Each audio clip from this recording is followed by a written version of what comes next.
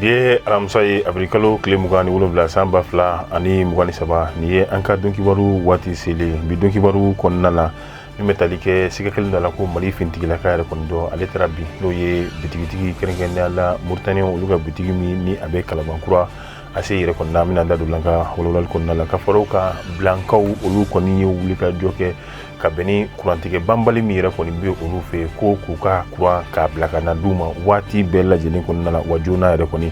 an bɛna da don fana la an ka walawalali kɔnɔna la ka b'o la min bɛ tali kɛ Lafiyabugu ɲamantonba min bɛ yen nɔ wa ni gɛlɛya yɛrɛ kɔni kun donna Lafiyabugukaw yɛrɛ dama ni ɲɔgɔn cɛ ka bɛn ni ɲaman cɛlen mouvement Anbiko ale ni mairie fo ka taa se Lafiyabugu sifinnakaw ma olu ye ɲɔgɔn ye min ye ka se ka ɲɔgɔn bilasira an bɛna da don fana la ka walawalali kɔnɔna la ka fara o kan an bɛ taa an ka jamana kɔ kan n'an ye kibaruya minnu sɔrɔ an b'olu fara an ka walawalali kan. An bɛ bɛɛ lajɛlen fo ka bɛɛ lajɛlen waleɲuman dɔn bi ye alamisa ye abrikalo tile 27 san 2023 i b'a fɔ an y'a fɔ an ka bakurubaw kɔnɔna la cogoya min na Kalaban min bɛ tali kɛ Mali finitigilaka yɛrɛ kɔni dɔ la ayiwa kɛrɛnkɛrɛnnenya la min ni ale yɛrɛ kɔni ye soldat deuxième classe ye ayiwa a tɔgɔ o de ye SD matricule bɛ tali kɛ 64 628 ni ale yɛrɛ kɔni ye ayiwa centre de TB 4e vague AT ale yɛrɛ kɔni ye ayiwa o finitigilaka ye siga kɔni kelen bɛ ale yɛrɛ kɔni na min b'a yira k'a fɔ jaw yɛrɛ kɔni fɛ k'ale de taara butigi kɔnɔ butigi min n'o ye suraka butigi ye kɛrɛnkɛrɛnnenya la Mauritaniens ka butigi ka taa bingali wale yɛrɛ kɔni ta ka olu yɛrɛ kɔni sɛgɛrɛ nka wale in senfɛ a yira k'a fɔ maa fila olu yɛrɛ kɔni ni binna nka yaasa ka se ka maa kofɔlen k'a minɛ a yɛrɛ ni minnu ye kalan kɛ ɲɔgɔn fɛ walima formation k'olu kɛ ɲɔgɔn fɛ ayiwa olu yɛrɛ de kɔni taara ka taa maa kofɔlen k'a minɛ ka bɛn ni kunu ni o ye araba ye avril-kalo tile 26 san 2023 ka bɛn ni sufɛ nɛgɛ kanɲɛ 20 o tɛmɛlen kɔ ni miniti 30 yɛrɛ waati lasiga kɔni kelen bɛ maa min na ayiwa tɛgɛ yɛrɛ kɔni dar'o kan ni ale yɛrɛ kɔni ye Mali finitigilaka ye. Alisa an bɛ to an ka kunnafoni kɔnɔna la an y'a fɔ an bɛ to an ka duguba kɔnɔna la an bɛ taa bila Segu mara fɛ yen nɔ kɔnɔna la i b'a ye bilankadenw olu yɛrɛ kɔni wulila ka taama kɛ taama min ni a kun lakilennen bɛ finitigilakaw n'o ye polisiw ye olu yɛrɛ kɔni fɛ ka bɛn ni arabadonya ye a sɔgɔmada yɛrɛ kɔni fɛ u ka wulikajɔ in ani taama in a bɛ mun de ɲini o de ye ka se ka u ka kuran k'a bila ka na d'u ma kurantigɛ kɔni a kelen bɛ ka dadigi ko olu la u ko waati bɛɛ kurantigɛ de b'o olu fɛ o de kama olu yɛrɛ kɔni bɔra min b'a to u ka kuran ayiwa o de kɔni o bɛ se ka sigi olu yɛrɛ ma cogoya min na o y'u ka dusumakasi u ka dimi ka se ka o bɛɛ lajɛlen kɔni yira bari ka d'a kan kurantigɛ min ni a bɛ yen nɔ kɛrɛnkɛrɛnnenya la nin waati kofɔlen na a bɛ ka gɛlɛya caman ka se ka olu lase olu ma o de kama olu yɛrɛ kɔni bɔra k'u ka dusumakasi ka yira jamana ɲɛmɔgɔw fo ka taa se min ye u ka lasigiden minnu yɛrɛ kɔni bɛ k'a daminɛ n'o ye ayiwa préfecture ka taa fɔ gouvernement la Segu kɔnɔna la min b'a to u bɛ se ka wale min b'a to olu ka kuran bɛ se ka sigi olu ma waati bɛɛ lajɛlen kɔnɔna la i n'a fɔ min quartier walima kin tɔw walima jamana in a dugu tɔw olu yɛrɛ kɔni bɛ cogoya min na. An bɛ to Bamako kɔnɔna la yanni nɔ mouvement Anbiko ale ni Toulouse groupe fo ka taa se commune 4 na o sifinnakaw mairie ale ni GIE minnu n'olu ka baara bɛnnen bɛ ɲamancɛw yɛrɛ kɔni ma olu kɔni ye ɲɔgɔn dalajɛ kɛ ka bɛn ni arabadonya ye avril-kalo tile 26 san 2023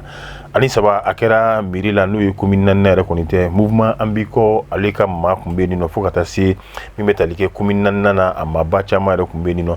laɲini de ye jumɛn ye o de ye ka se ka sigi min kɔnɔna la ayiwa u kɔni bɛna min ye ka se ka ɲɔgɔn bilasira min b'a to ɲaman belebele min yɛrɛ kɔni bɛ n'a bɛ fɔ ma ko Kilimanjaro ni mouvement Anbiko ni a maa ɲɛma olu yɛrɛ kɔni y'u kɔkɔ da la o ɲaman ninnu bɛɛ lajɛlen bɛ se ka cɛ cogoya min na hali n'o y'a sɔrɔ gɛlɛya yɛrɛ kɔni kun donna cɛli la waati la Lafiyabugukadenw olu yɛrɛ kɔni dama ni ɲɔgɔn cɛ nka sigi in kɔnɔna la bɛn kɔni kɛra la u bɛɛ ye duwawu ani u ka dɛmɛ ka se ka o yira ka ɲɛsin mouvement Anbiko yɛrɛ kɔni ma a bɛ ka baara min kɛ ka tila k'a ɲini a fɛ ɲaman ninnu tɔ cɛli a bɛ se ka kɛ o tɛmɛ o baara yɛrɛ kɔni fɛ nka nin bɛɛ lajɛlen kɔni fɛnɛ tɛmɛlen kɔfɛ u ye duwawu ale ni waleɲumandɔn ka se ka o kɛ k'o ɲɛsin mouvement Anbiko ale ni a maa ɲɛma yɛrɛ kɔni ma kɛrɛnkɛrɛnnenya la a bɛ ka baara min kɛ malidenw ye diɲɛma ɲɛma la maliden yɛrɛ kɔni fɛnɛ bɛɛ lajɛlen ɲɛma la u ye tasi boli waleɲumandɔn foli a kɛtɔ b'a la k'o kɛ k'o ɲɛsin mouvement Anbiko ma an bɛ taa an ka jamana kɔ kan kɛrɛnkɛrɛnnenya la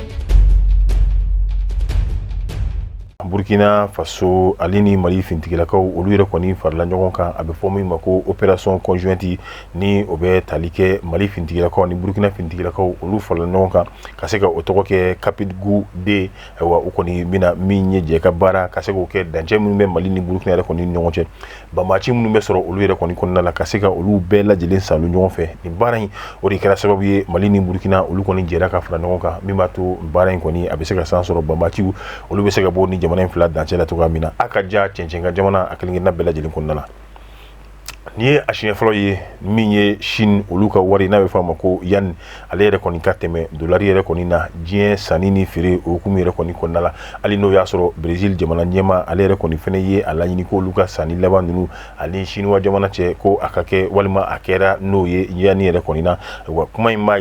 bɛ a seereya ka yira k'a fɔ bi an bɛ waati min na yanni n'o ye Chinois jamana olu yɛrɛ kɔni ka wari feerew diɲɛ kunkanko yɛrɛ kɔni kan olu ka wari yɛrɛ bɛ ɲini ka na dolari yɛrɛ kɔni ka se ka o yɛrɛ kɔni dan bi ale de kɔni de bɛ sanfɛ falen mun n'a bɛ kɛ diɲɛ jamanaw ni ɲɔgɔn cɛ sanni ni feere la ani wariko ta sira la Chinois jamanaw olu yɛrɛ kɔni ye min ye jɔyɔrɔ fɔlɔ ka se ka o minɛ l'Amérique la ale n'a ka dolari yɛrɛ kɔni na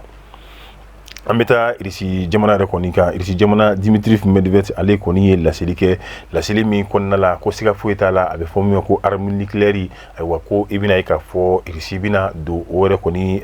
utiliser la n'o ye ka se ka kɛlɛ yɛrɛ kɔni kɛ n'a ye bari ka d'a kan diɲɛ kɔnɔ kɛlɛ minnu bɛ yen bi maa si tɛ k'i damaga n'o ye 3e guerre mondiale n'a bɛ fɔ diɲɛ yɛrɛ kɔni donnen kɛlɛ belebele la ni fila kɛra ka tɛmɛ ayiwa ko maa si tɛ k'i damaga sabanan ko kuma la olu yɛrɛ kɔni ɲɛmaa la cogoya min na an bɛ ka taa sira min fɛ ko diɲɛ bɛna kɛ kɛlɛ ye kɛlɛ min n'a bɛɛ lajɛlen bɛna kɛ arme nucléaire yɛrɛ kɔni kɛlɛ diɲɛ jamanaw olu yɛrɛ kɔni ni ɲɔgɔn cɛ a ko bi an bɛ waati min na min n'o kɛlen bɛ ka maaw kamana gan o de ye réchauffement climatique ye ni a bɛ fɔ o yɛrɛ kɔni ma ko waati yɛlɛma ko yanni maaw k'u ɲɛ jɔ kɔni na kɛlɛ jugu min bɛ yen nɔ wa o kɔni o ka gɛlɛn bi ni waati yɛlɛma yɛrɛ kɔni o ko kibaruyaw n'a ko bɛɛ lajɛlen ni o bɛ tali kɛ arme nucléaire yɛrɛ kɔni na ni ne fɛnɛ bɛ dansigi an ka bi don kibaru la tuguɲɔgɔn kɔmi ni a b'o kɛla k'o jidi k'o caya ka ja ninnu k'olu cari diɲɛmaa bɛ se ka kunnafoni sɔrɔ cogoya min na an b'a fɔ a k'an bɛn diɲɛ waati wɛrɛ